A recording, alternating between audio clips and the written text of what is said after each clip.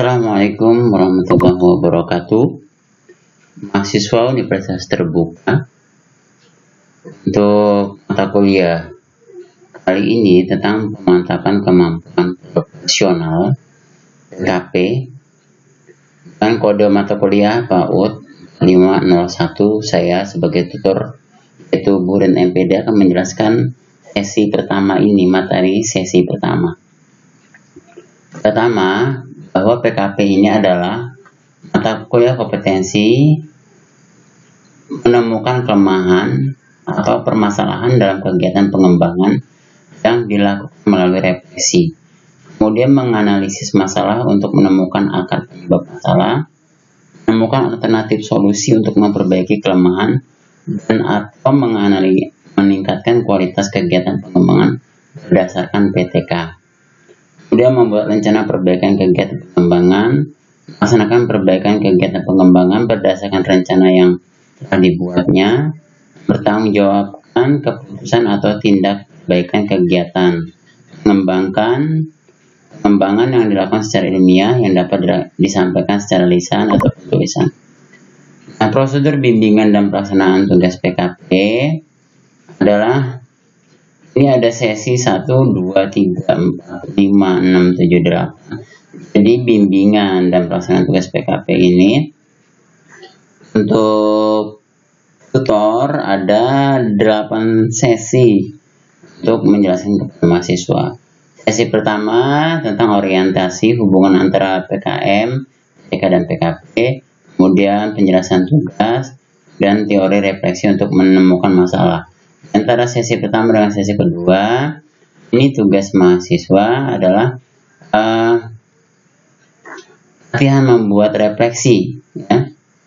Kemudian sesi kedua membahas hasil refleksi, cara perbaikan RPPH, pembuatan skenario, cara membuat rancangan satu siklus. Di sini ada antara sesi 2 dengan sesi 3, mahasiswa membuat rancangan satu siklus atau siklus kedua, siklus pertama.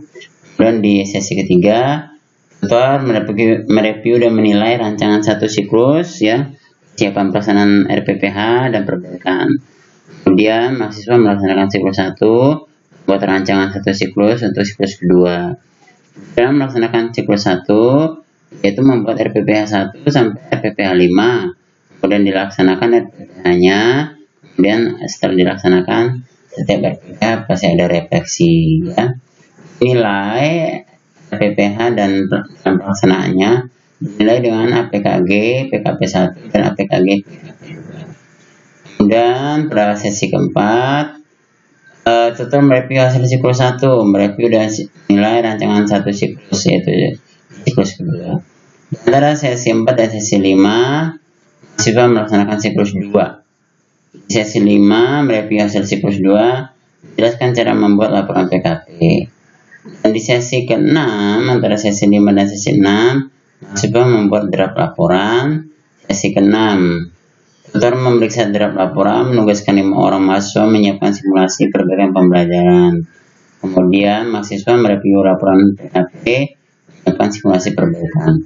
Di sesi ke-7, simulasi perbaikan pembelajaran, penugasan 5 orang untuk mahasiswa menyiapkan simulasi perbaikan pembelajaran. Kemudian mahasiswa menyiapkan simulasi perbaikan. Sesi ke-8, tutor menerima laporan PKP dinilai oleh tutor dengan APL berupa PKP yang sudah jadi. Kemudian simulasi perbaikan pembelajaran. Tugas dan wewenang pihak terlibat. Jadi dalam pembuatan PKP ini ada 7 orang yang terlibat: mahasiswa, supervisor, penilai 1, penilai 2, pengelola UPBJ dan ujian.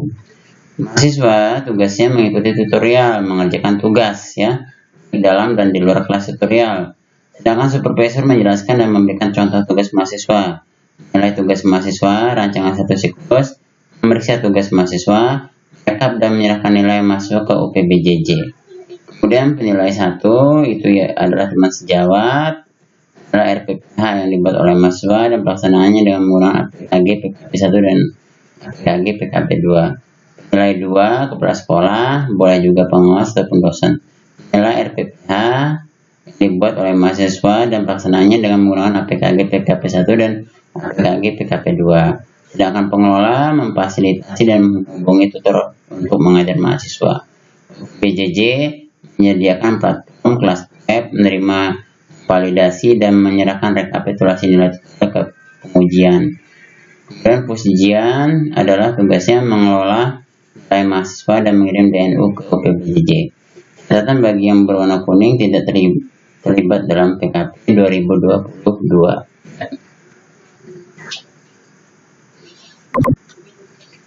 Sistem penilaian pencapaian kompetensi. Ya, jadi ada 4 kompetensi. Yang pertama, membuat rancangan perbaikan pembelajaran untuk setiap siklus.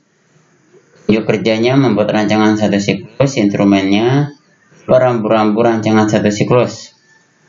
Kompetensi kedua, merancang perbaikan pembelajaran RPPH, merancang satu siklus untuk setiap siklus.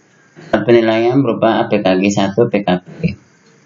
Kompetensi ketiga, melaksanakan praktik perbaikan, kegiatan pengembangan, praktek unjuk kerja. Melaksanakan satu RPPH untuk setiap siklus. Instrumennya, ya, penilaian kemampuan guru, APKG 2 PKP. Dan kompetensi keempat, melaporkan perbaikan pembelajaran dalam rangka pertanggungjawaban keputusan atau tindak perbaikan pembelajaran secara ilmiah. Dapat disampaikan secara tertulis. Jadi unjuk kerjanya berupa laporan, alat penilaian instrumennya alat penilaian laporan, APL, PKP. Untuk nilai akhir program PKP didapat dari 50% dari nilai rencana dan praktik perbaikan kegiatan pengembangan. Kemudian 50% dari nilai laporan PKP yang dinilai oleh penilai yang ditunjuk oleh PBJJ. 50% dari nilai rencana dan praktik perbaikan kegiatan pengembangan itu terdiri dari ada 3 rancangan setiap siklus 1 dan 2, itu nilainya 30% yang dinilai oleh supervisor 1. Kemudian 2 video simulasi perbaikan pembelajaran dilihat dari RPPH terakhir. RPPH kelima, perbaikan dan skenario perbaikan yang dinilai supervisor 1, itu nilainya 10%. Dan simulasi praktek perbaikan pembelajaran supervisor juga 10%. 50%-nya dari nilai laporan PKP yang dinilai oleh penilai yang ditunjuk oleh PPJ. Kemudian prosedur pelaksanaan PTK ini ada refleksi ya. Mana refleksi ini adalah merencanakan, melakukan tindakan, mengamati ya. Kemudian refleksi pertama, mengidentifikasi masalah, menganalisis masalah, merumuskan masalah. Rencanakan perbaikan pembelajaran, membuat rencana masalah. Refleksi. Jadi refleksi itu apa? Refleksi adalah kegiatan merenung atau mengingat dan menghubungkan kinerja mengajar yang telah sedang akan terjadi dalam pembelajaran. Mengidentifikasi masalah berupa hasil belajar anak yang tidak sesuai dengan harapan guru terkait dengan perilaku, strategi, media mengajar, kemudian masalah perkembangan anak. Menganalisis masalah, belajar apa menjadi penyebab masalah tersebut, mengacu pada teori dan perkembangan anak. Juga merumuskan masalah berbentuk kalimat tanya. Masalah yang diidentifikasi disimpulkan atau memilih satu dari beberapa masalah yang teridentifikasi. Tugas untuk pertemuan 2, lakukan refleksi diri terhadap pembelajaran yang dilakukan 1 semester terakhir sebelum pandemi COVID.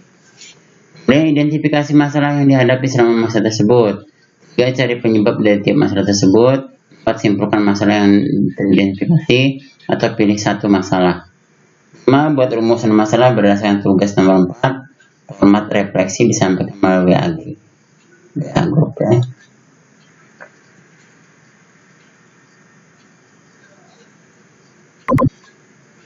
Tugas untuk pertemuan 2. Tugas partisipasi A, bukalah portal Guru Pintar online http Guru Pintar UT AC ID. Ya. Ada menu micro teaching.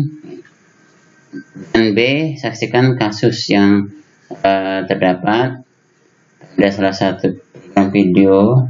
Lalu B, analisis. Jadi perlu dianalisis dan buat laporan singkat tugas partisipasi 1.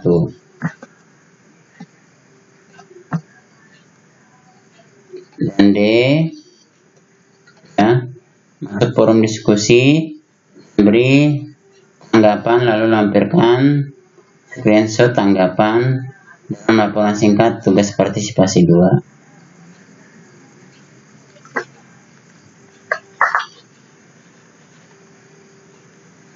Kemudian yang kedua, ya, pertanyaan refleksi untuk analisis pelajaran pada GPU adalah sebagai berikut. Bagaimana reaksi anak terhadap kegiatan pembelajaran yang dilakukan oleh guru? Kemudian secara keseluruhan, apa saja kelemahan guru dalam melakukan pembelajaran? Secara keseluruhan, apa saja kelebihan guru dalam melakukan pembelajaran? Hal-hal unik apa saja yang Anda temukan dalam video tersebut dari guru saat melaksanakan pembelajaran? Kemudian setelah mengetahui kelemahan dan kelebihan dari guru yang diamati pada tayangan video, kebijakan apa saja yang dapat diusulkan untuk meningkatkan kualitas kegiatan pembelajaran berikutnya. Itu daripada sesi pertama ini. Terima kasih. Wassalamualaikum warahmatullahi wabarakatuh.